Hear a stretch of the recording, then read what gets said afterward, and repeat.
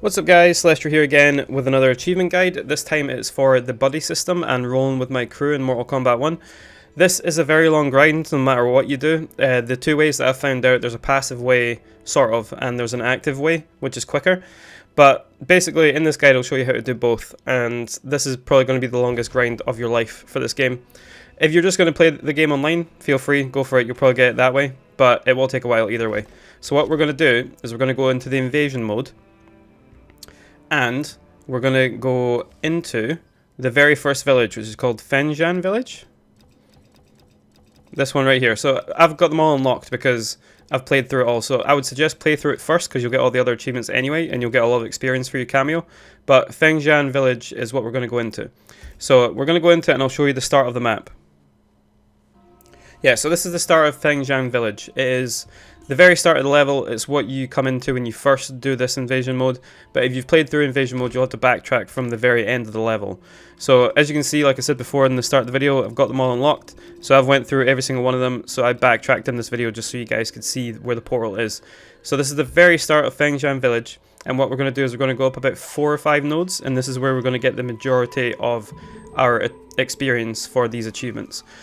Like I said, this achievement is a grind. It took me probably a good 2 to 3 hours per character doing this method, and this is the quickest method you can do for experience. Like I said, there is another method, but it does take a lot longer. So it's this level right here. I'm going to show you how exactly it works for the maximum amount of experience, and then I'll show you the other version. Just a quick little side note before we actually get into the guide.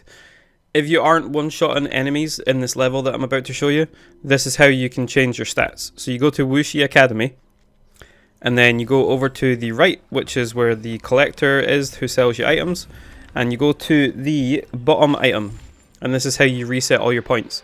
So you can use that to refund all stat allocations, and as you can see, my reptile has 100 odd attack. I just basically put it all into attack so the uppercut could one-shot people. So if you're not one-shotting them, this is how you do it, and you don't need to worry about anything else. Just put it all into attack and then do it that way, okay? And this is how we're going to get maximum experience. So we're going to make sure we don't get hit, and we're going to finish with either a fatality or a brutality. So the movesets are pretty easy to avoid. The only hard one is Kung Lao, when he throws his hat really fast at the start. But majority of the stuff you can just jump over. I use Reptile because he has like basically a teleport that you can hit them from overhead. And at that point here, I knew exactly what they would do. And for the brutality at the end there, that makes it really quick. Instead of doing a fatality, which will take longer, just hold down and crouch, and then hold Y or triangle when you do the uppercut, and that is how you get that brutality. So pretty easy, just keep doing the same thing. So as I said, that's how you'll get hit, the fast projectile from Kung Lao. This one's really easy to avoid, you just jump over it because it doesn't track you as long as you jump. And Gearus can sometimes block and do this. If he does, he'll hit you as well, but as long as you're far enough away, you won't get hit. So what you want to do is just keep rinsing and repeating this. Like I said, it takes about 2 or 3 hours, as long as you get the maximum amount. So brutality, flawless victory, or a fatality at the end, and maximum experience from that. The other way, like I said, is a lot slower, but it requires less input from yourself, instead of trying to combo and stop yourself from getting hit and things like that.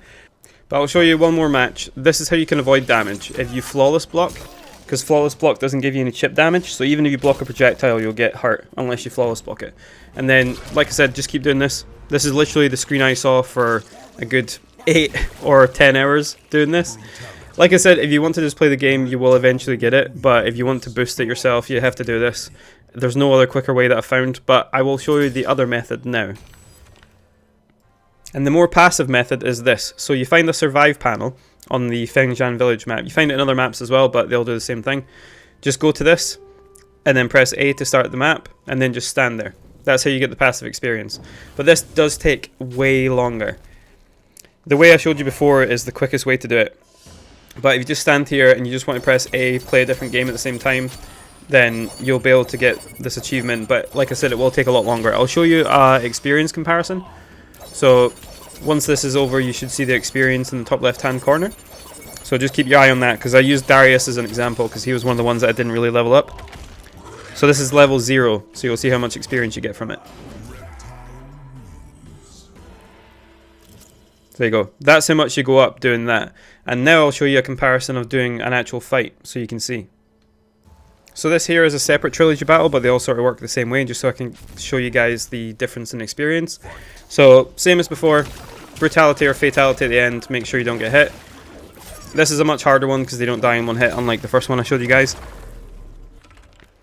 And then just make sure you do the right fatality, which I'm checking right here. And then once this plays out, you guys will be able to see how much experience you get. Like I said, it is way more doing it this way than it is just doing it the passive way. You're going to spend way longer doing it.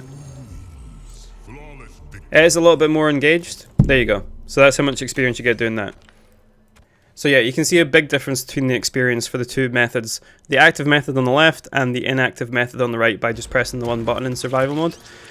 It will take you a lot longer doing the survival mode method. I would recommend doing the active one, but if you're just wanting to breeze through it and just take a bit longer, go for the inactive one and just press A.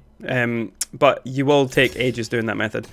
But if this guide's been helpful, guys, give it a like. I did do another Mortal Kombat guide for the towers, which seem to be doing very well, so hopefully it's been helping a fair amount of people. If it helps you, give that a share as well. I will also be doing a guide for the Titan battles when they come out, even though that's probably just going to be a one and done sort of thing. I've only got one achievement left in this, which is the Titan battles, which aren't actually in the game yet, annoyingly. Thanks, NetherRealm. But yeah, hopefully my voice is a bit better for next time. I was planning on doing like a long video guide, but I've just not got the energy with COVID.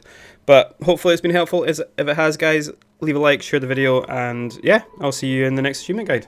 Bye-bye.